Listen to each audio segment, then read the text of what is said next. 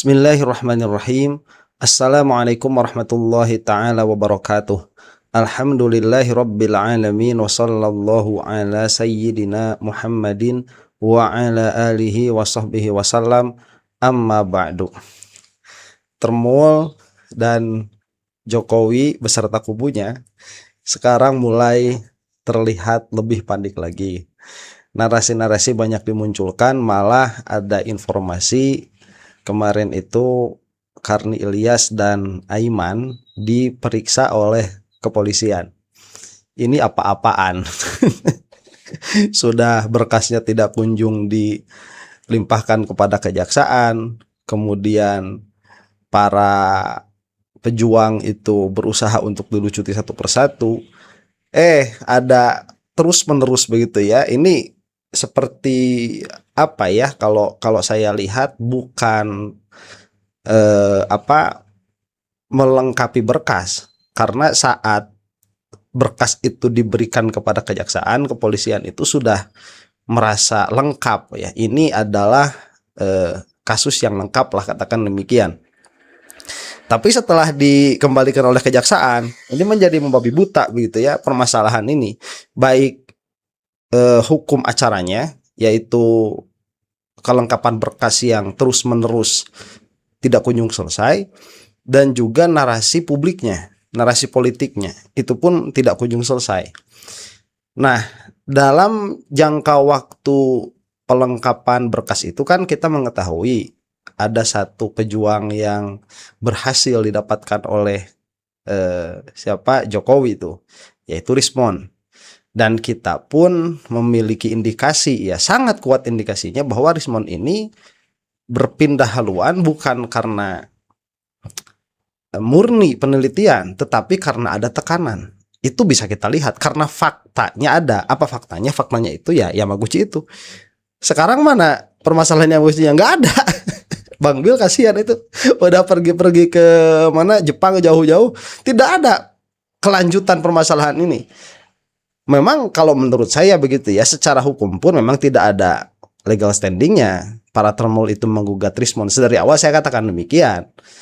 Cuman ini dicabut bukan karena mereka menyadari ini tidak ada legal standing, bukan, tapi karena memang posisinya Bang Bill itu kalah saja ya di hadapan para termul yang lain. Karena ini sekarang Rismon ini sudah menjadi talenan, begitu istilahnya para subscriber saya di komentar-komentar itu. Terima kasih banyak, itu bahasa bagus sekali ya. Jadi telanan itu mau apapun yang dipotong ya dia pasti kena. Mengeluarkan fitnah terhadap Refli Harun, kena Rismon. Mengeluarkan fitnah 50 miliar terhadap AHY dan siapa itu Puan Maharani begitu ya, Rismon kena juga. Dan ada bohir di belakangnya itu, Rismon kena juga. Ala kulli hal ya. Ya inilah yang yang posisi yang sedang dihadapi Rismon Hasibuan Sianipar saat ini. Dan setelah beberapa lama semenjak Lebaran, setahu saya ini adalah penampilan perdana yang bersangkutan di halayak umum, dalam pengertian bukan monolog ya, tapi memang diwawancarai oleh media. Ini baru sekarang, karena kemarin waktu mengadakan perjanjian, kata Ade Darmawan kan begitu, ada MOU lah di antara para termul dengan Rismon, dia tidak nampak. Nah sekarang nampak didampingi oleh kuasa hukumnya. Nah inilah yang dibicarakan. Saya belum terlalu mengetahui apa yang akan dibicarakan oleh yang bersangkutan. Kita saksikan saja bersama ya. Mari kita simak. Ya, tadi kan ada 4 pelapor. Jadi selain Pak Jokowi ada 3, itu Bang Andi Kurniawan, Bang Letsemanan, dan Bang Maret Soekan. Jadi ke-4 pihak tersebut telah setuju untuk proses dilanjutkannya proses RJ untuk SP3 ya. Nah, tadi juga ada pertemuan di antara kami, ada understanding bahwa terutama Bang Maret Soekan yang latar belakangnya juga kan teknik elektro juga ternyata. Jadi tentang demikian juga kami bahas sedikit apa yang salah, apa yang variabel yang nggak benar, misalnya tentang datanya yang resolusinya kurang. Jadi itu yang dibahas tadi, karena memang understanding kami sepaham dengan Bang Maret sesuaikan bahwa beliau juga ternyata lulusan S1 Teknik Elektro juga gitu dari Universitas Hasanuddin. Ya, sepaham setelah ditekan mengenai Yamaguchi ya. Kalau sebelum ditekan oleh Yamaguchi tidak sepaham. Itu fakta ya. Itu fakta. Sebelum ditekan kasus Yamaguchi, Rismon tidak sepaham dengan narasi apapun yang dikeluarkan oleh para termol. Sekarang, sepaham sekali. Saya cuman mau agak komentar agak salah fokus terhadap warna baju yang dipakai oleh Rismon ya. Man wears pink ya. Laki-laki pakai baju pink. Bukan berarti saya tidak suka ya. Saya suka.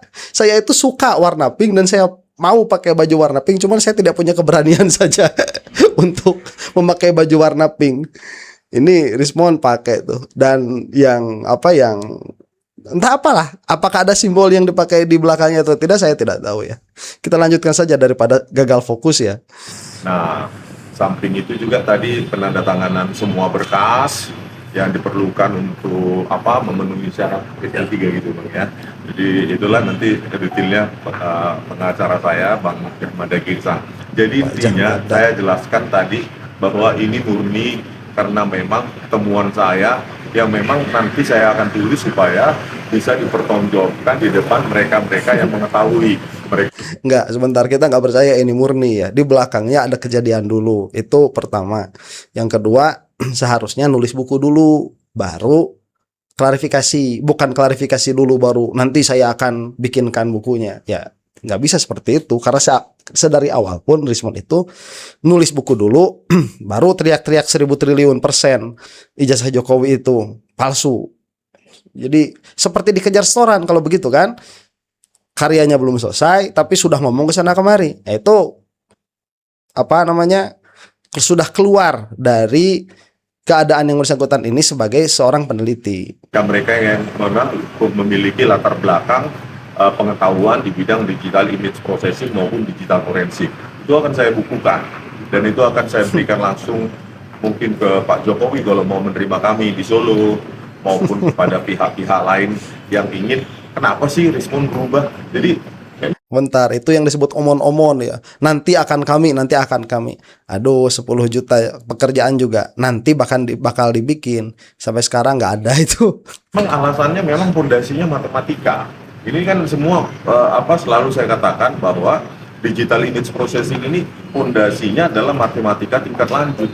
Matematika kompleks. Jadi pihak-pihak yang nggak mengerti tersebut silahkan aja bernarasi. Tetapi tanggung jawab saya adalah memenuhi tanggung jawab saya untuk menuliskan ulang apa sih yang salah dengan apa yang saya tulis sebelumnya di buku GWB terkait dengan resolusi, variabel geometri maupun pencahayaan.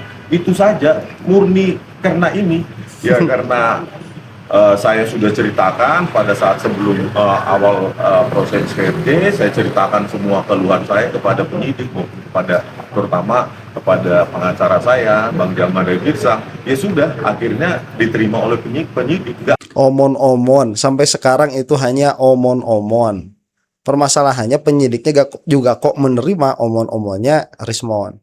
Ada alasan apapun, tidak ada niat apapun. Ya kalau konsekuensi saat itu Pak Jokowi nggak mau menerima kami, ya itu ya memang sudah resiko memang. Nah ternyata Pak Jokowi dengan Mas Wapres juga, Mas Gibran juga mengetahui bahwa ya sebenarnya peneliti bisa salah, tetapi hasil penelitian itu tidak boleh dipolitisasi, dijadikan objek budak konten, dijadikan political motif yang mungkin untuk kontestasi, untuk menjadi pemimpin republik ini. Itu yang saya nggak terima. Terus kemarin kemana aja? Kalau misalkan itu yang saya tidak terima. Terus kemarin waktu diundang sama iNews, diundang sama TV One, misalkan Rismon ini, kok datang? Karena kan permasalahannya sama. Jadi di antara satu objek penelitian, dia itu menjadi sebuah, katakanlah menjadi sebuah komoditas ya. Dia menjadi sebuah komoditas untuk dikonsumsi publik dengan dijadikan narasi politik. Itu dua perkara yang berbeda. Penelitian satu hal, dia dijadikan komoditas konsumsi media itu hal lain. Dia dijadikan permasalahan politik itu hal lain lagi. Jadi tidak bisa disamakan. Penelitian itu tidak boleh dijadikan bahan objek media misalkan. Lo kata siapa? Ya, itu tergantung nanti objek penelitiannya. Dan banyak juga di luar negeri itu perkara-perkara yang menjadi objek penelitian itu justru diviralkan melalui media, tidak menjadi permasalahan. Nah, kalau misalkan sebagaimana Rismon katakan, ya saya tidak mau itu. Lah terus kenapa dari kemarin itu diundang sama media-media mau, kemudian yang bersangkutan juga punya channel YouTube sendiri, kemudian bermain juga di dalam permasalahan politik ini.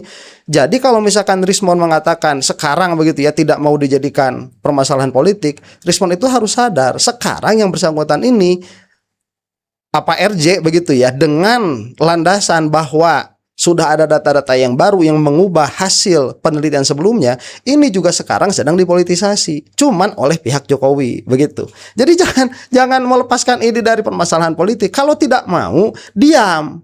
Ya, Rismon ini. Jadi saya ingin benar-benar menjadi seorang ilmuwan. Udah diam. Datang ke kepolisian atau ke Jokowi dalam hal ini untuk restoratif justice, jangan ngomong di hadapan publik, jangan berbicara lagi tentang Roy dan kawan-kawan, fokus saja membuat buku, sebarkan, putus kamu dari permasalahan ini. Begitu. Ini yang saya lihat dari Egy Sujana juga sama saja begitu ya. Katanya, saya sudah tidak mau ini permasalahan politik. Lah kok gabung sama siapa sama kelompoknya para termul di dalam permasalahan politiknya, terus gabung ke sana, sama saja pada akhirnya, sama saja. Jadi jangan omon-omon. Ini kok kalau orang sudah masuk ke dunia termul ini otaknya sengklek, ini jadi menentang perkataannya sendiri ya. Gitu loh. Terkait dengan tuduhan bahwa Rismon 50 miliar, coba tunjukkan 0 rupiah kok Rismon ke sana kemari. Itu ya memang dana sendiri. Dan mereka yang sekarang menuduh saya membelot lah, mengkhianat lah, apakah pernah mereka datang ke Solo, datang ke Jogja, ke UGM? Mereka enggak. Sebentar. Ini Rismon kayaknya kurang di briefing ya, kurang ikut briefing. Jadi narasinya termul itu, mereka itu ingin agar Rismon mengakui bahwa dana 50 miliar itu ada. Nah, Rismon ini malah menolak itu. Jadi jelas ini hoaxnya itu jelas. Mereka itu inginnya Rismon mengakui dana 50 miliar itu ada. Jadi seharusnya ya Rismon itu ngomongnya begini, dana 50 miliar itu ada, cuman saya nggak ikutan makan. Itu maunya termul demikian. Cuman sudah jelas perkataan Rismon sekarang bahwa dana 50 miliar itu tidak ada. Nah, apabila dana 50 miliar itu tidak ada dan itu sudah dikeluarkan oleh mulutnya Rismon yang God knows kapan dia akan berubah, kalau dia berubah dari perkataannya ini pada akhirnya nanti 50 miliar itu ada tapi saya gak ikut makan, mungkin begitu ya.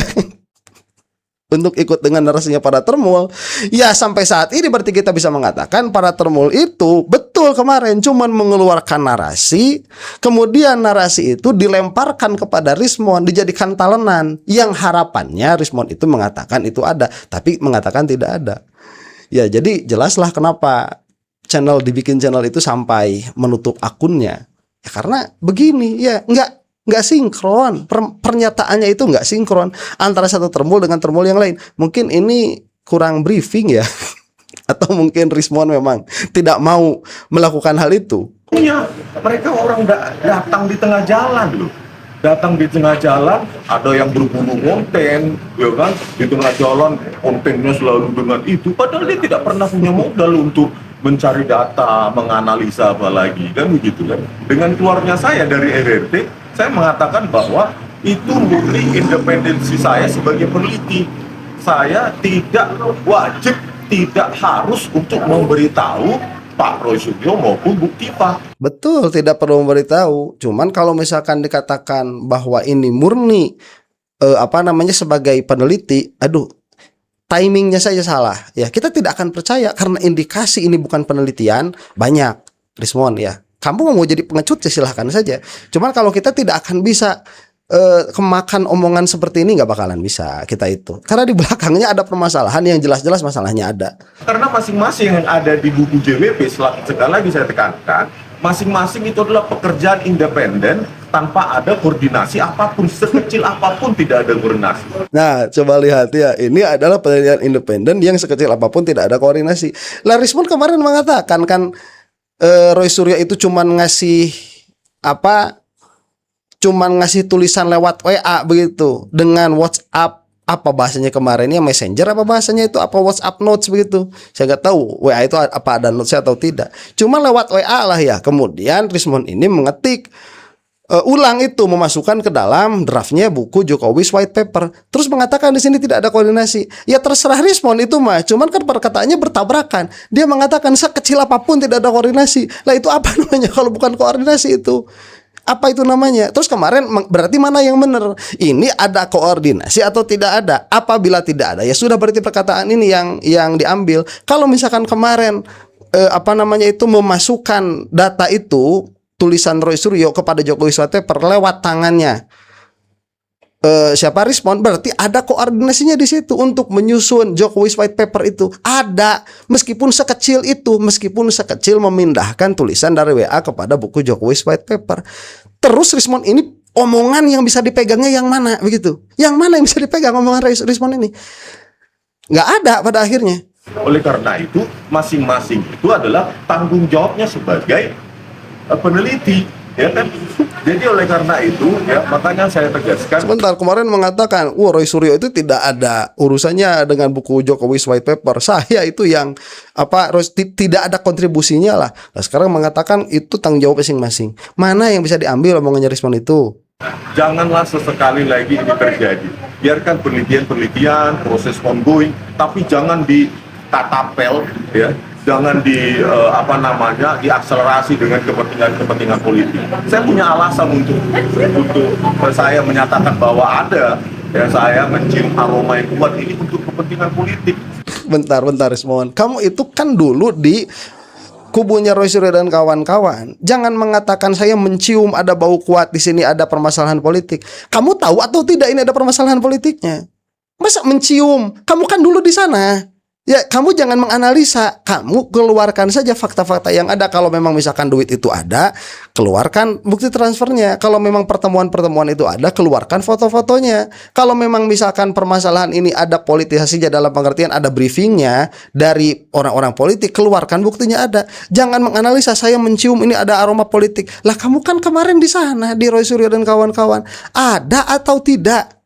Begitu. Itu yang namanya whistleblower. Whistleblower itu bukan menganalisa tapi mengeluarkan fakta-fakta. Lah kalau faktanya tidak ada kemudian malah mengeluarkan saya ini sepertinya ini adalah dipolitisasi. Loh kok malah pakai sepertinya? Kamu kan ada di kubunya Roy Suryo kemarin. Tinggal keluarkan saja buktinya ada atau tidak. Kalau nggak ada nggak usah ngomong. Karena kamu kan katanya ini tidak mau dipolitisasi permasalahan ini. Lah kamu sudah masuk ke dalam masalah politik itu, cuma beda kubu. Lah orang-orang yang di kubu Jokowi itu seperti itu. Saya tidak mau mempolitisasi loh, ini masalah politik. Mereka itu ngomong di situ. Kemudian mereka ngomong tidak mau mempolitisasi. Ya apa itu? Ya tanakut lagi kalau kata ilmu mantik itu. Kontradiktif ya. Omongannya itu penuh dengan kontradiksi. Makanya saya tidak mau jadi korban. Saya tidak mau jadi korban eksploitasi. Waduh. Ya kan? Oleh karena itu, di samping statement saya itu, maka saya akan pertanggungjawabkan. Dan sekarang saya sedang menulis itu. Ya omong-omong ya, terserah kamu Rismon. Kalau ada pihak-pihak dari Pak Roy Suryo atau Mutiva yang mengatakan ini itu, ya silakan cari ahli lain. Nanti kita berargumentasi secara ilmiah dengan beradab gitu. Jangan nanti argumentasinya keluarkan dulu, baru ngomong, ya baru bicara. Oh ini tidak ada dasarnya, ini bukan penelitian ilmiah dan lain sebagainya. Mana keluarin dulu, jangan nanti doang ngomong doang ini. Ya, mungkin mereka akan menemukan respon lain yang setuju dengan pendapat mereka. Amit-amit jangan sampai ada respon lain ya.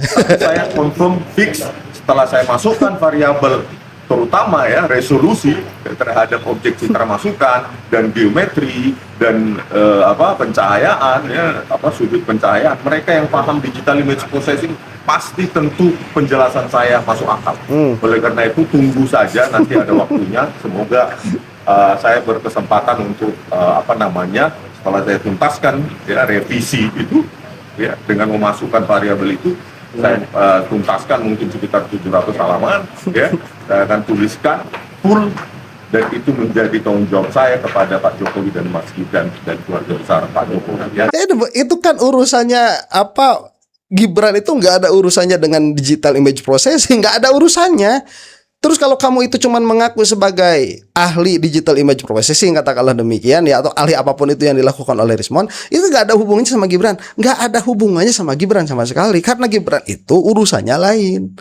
Lah kok dia mengaku ahli dalam satu hal yang mana itu berkaitan dengan foto atau dengan foto ijazah Jokowi yang dikeluarkan oleh Dian Sandi. Lah kok bawa-bawa ini sebagai pertanggungjawaban saya kepada Mas Gibran. Ya apa sih Rismon itu? Aduh. Ya, saya mau jemput kasihan tapi nggak kasihan lah, nggak jadi ya. Ya demikianlah sekarang. Rismon Hasibuan Sianipar sudah begini. Mas Rismon, izin, kalau untuk nasib dari buku-buku seperti apa? Ini banyak yang mempertanyakan buku-buku yang sudah beredar atau mungkin nasibnya seperti apa? ini loh, Einstein pun bisa merevisi formulanya.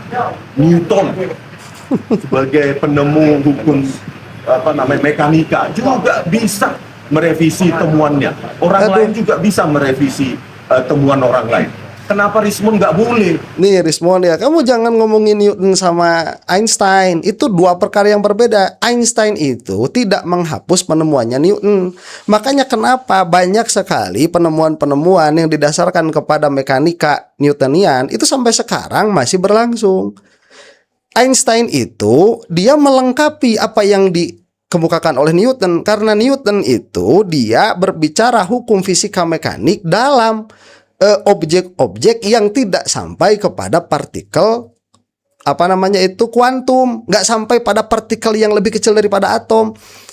Einstein melihat hukum itu bukan dari sisi mekanik tapi dari segi kuantum, dari segi apabila objek-objek ini diukur dari keadaan dia saat dalam keadaan dia di dalam partikel-partikel terkecil. Itu yang dilakukan oleh Einstein. Makanya bukan menasah mansuh ini, kalau dalam bahasa kita ini bukan menghapus yang dilakukan oleh Einstein ini. Dia melengkapi dengan mengatakan bahwa hukum-hukum mekanik Newtonian ini baru dia berlaku apabila dalam keadaan objek yang diteliti itu dia tidak lebih kecil daripada ukuran-ukuran subatomik atau ukuran-ukuran subatomik. Dari atom ke atas bisa pakai Newton, dari atom ke bawah nggak bisa. Demikianlah kira-kiranya begitu ya. Saya bukan ahli fisika, cuman secara umum begitulah konsepnya.